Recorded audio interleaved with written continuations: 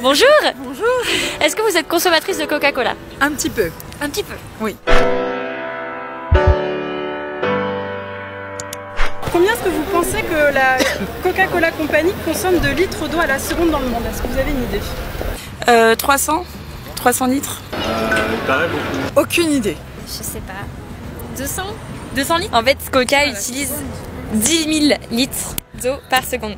Ça fait beaucoup, hein? Ah, c'est trop. Du coup, ça fait 300 milliards de litres d'eau par an. C'est beaucoup. C'est beaucoup. Pour faire 1 litre de coca, il faut entre 1,5 litre et 6 litres d'eau. 6 litres pour 1, c'est énorme. C'est énorme. C'est énorme, hein? C'est énorme. Et où toute cette eau est-elle puisée? Est-ce que vous avez entendu parler des scandales à ce propos?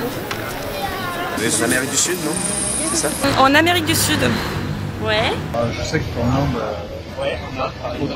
Je sais pas, en Afrique. Je sais pas, en Afrique. Déjà dans les nappes phréatiques, un peu dans le monde entier, mais surtout dans des pays en voie de développement comme au Mexique ou en Inde. Qui privent les paysans de leur ressource principale.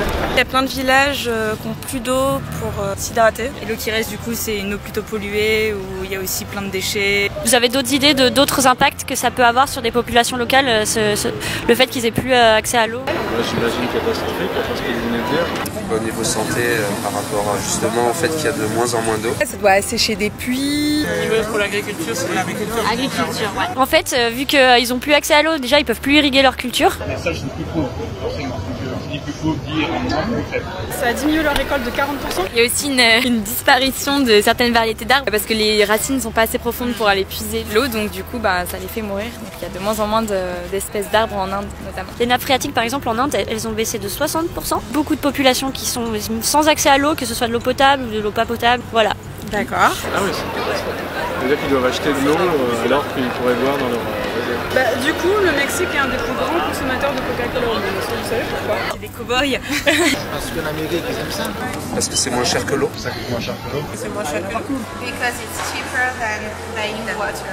En fait, Coca-Cola, ils offrent des réfrigérateurs aux petits commerçants qui sont dans ces régions. Et du coup, il y a de l'eau aussi, mais c'est de l'eau qui appartient aussi à Coca et ils la vendent plus cher que le Coca. Du coup, les gens, forcément, ils achètent du Coca.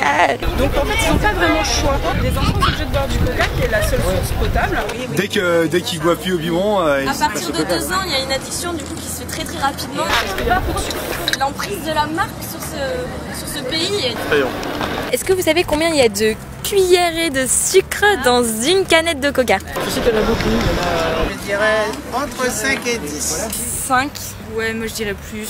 Même peut-être 10 ou... Ouais, 10. Déconnant. Bien joué. Ils donnent beaucoup de cuillères à sucre dans une seule canette. En morceaux, on est à 7 morceaux. Ça, c'est une canette. Cuillère à café. 10 cuillères à café. En clair, je mange ça. Voilà. Ah, ça donne envie. Tous les jours. Oui, vraiment. Est-ce que vous enfilez des fois un verre d'eau avec 10 cuillères à soupe dessus?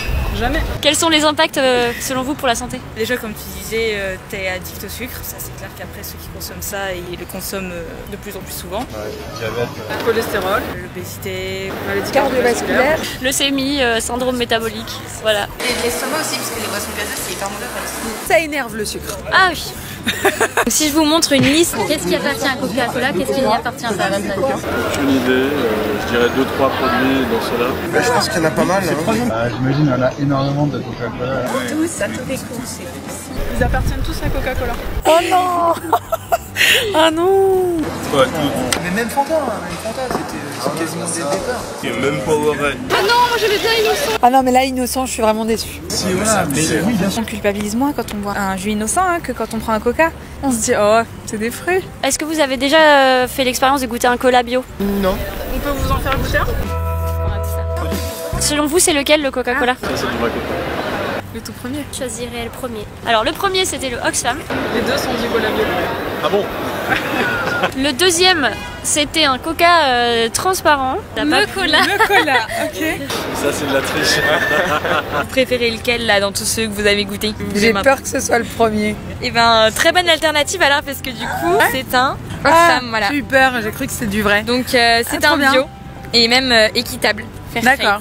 Ah bah celui-ci, Voilà. franchement, il est vraiment super bon. Voilà, il y a des alternatives qui existent et pourquoi pas consommer plus éthique. Il y a plein de marques en France qui sont accessibles, qui ne sont pas forcément plus chères, mais qui peuvent même être meilleures pour la santé. Pour pouvoir avoir un impact sur la compagnie, pour qu'ils écoutent les consommateurs et qu'ils se disent ah ouais, bah là on a grave notre chiffre d'affaires qui a baissé et tout, bah faut boycotter tous les produits Coca-Cola. Il faut juste que je me rappelle de tous les produits.